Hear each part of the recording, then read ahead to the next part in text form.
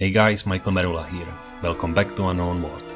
During the Atlantean invasion against the three nations of the Ida on the central continent of the known world, the Atlanteans camped in the abandoned ruins of the cursed city of Lerna. Here they fought one of the first major battles of this war against the coalition of Tarkans, Almarans and Wolterans. However, the mystery remains as to what happened to the city of Lerna, why it was abandoned, and what happened to its original inhabitants. Today in this episode of Worldbuilding of Unknown World, my pseudo-historical fantasy art project, we will explore these events. We will learn a little bit about the history, military and lore of the some civilizations, and how all of this led to the founding of the young Kingdom of Argos, thousands of years before the Silurian uprising of Baron Godfrey, before the legendary campaigns of King Tarquin, and even long before the first Atlantean invasion of the known world. There was a time forgotten by most, a time before the great flood swept proud Atlantis from the face of the earth. At the southern tip of the central continent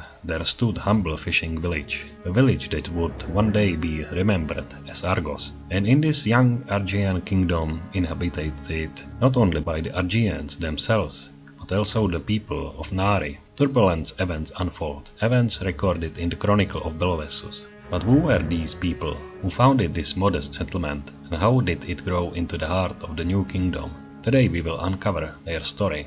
During the golden age of the Wolteran civilization, the city of Lerna was a shining jewel of trade. Built near the Lernian lakes, it connected east and west and thrived as a hub of culture, wealth and power. But fate turned cruel. A mysterious plague struck the city. Its markets fell silent. Its lakes turned to swamps, and its people were shunned by all. Wolteran, their mother city, rejected them. So too did the Tarkans, and neighboring towns cast out the people of Lerna were forced into exile. North, east and west were closed to them, and so they marched south, over mountains, through harsh wilderness, until they reached the land known today as Argoi. But there fierce cave lions ruled. Many exiles were slain in the bloody encounters. Pressing onward, the survivors finally found safety rock, barren land by the sea. Unfit for farming, they turned to the sea itself. Fishing became their livelihood. Thus the outcasts of Lerna, once Wolterans, renounced their old ways, founded the city of Argos, and called themselves Argeans, a small struggling nation surrounded by mountains, seas and lions. From hardship grew resilience. They built a home of stone and wood, taught themselves shipbuilding, and planted olive groves in rocky soil. The sea fed them, but the lions still threatened their northern waters. Seeking aid, the Argeans turned to their former allies, the desert people of Nari. Masters of hunting and survival, Nari arrived and helped drive back the lions, not to destroy them, but to tame balance between man and beast. From this bond came the Argean symbol, the lion's head.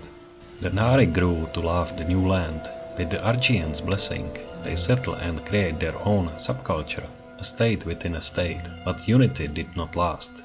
In time, a faction of Nari rose against Argos, overthrowing its steward. Yet history remembers his adoptive son, Castor of Argos. Known as Belvesus, the Slayer, Castor escaped Atlantean captivity and returned to reclaim his homeland. He crushed the traitors, restored order, and reformed the Argean army. When the Atlantean invasion came, Castor led his people into the Battle of Argos and triumphed. For his deeds he was crowned the first king of Argos. Thus a kingdom was born. Though Argos later faded from the spotlight of history, its legacy endured. It remained neutral during the wars of Tarquin and survived untouched by Tarquin Empire. Centuries later, Argos resurfaced, leading a trade war against the Turan, for trade was the bloodline of the Argeans, from the days of Lerna until the end of their story. But that is a tale from another time. Everything in life comes at the right time and in the right place, and so too shall be returned when the story of Unknown World continues.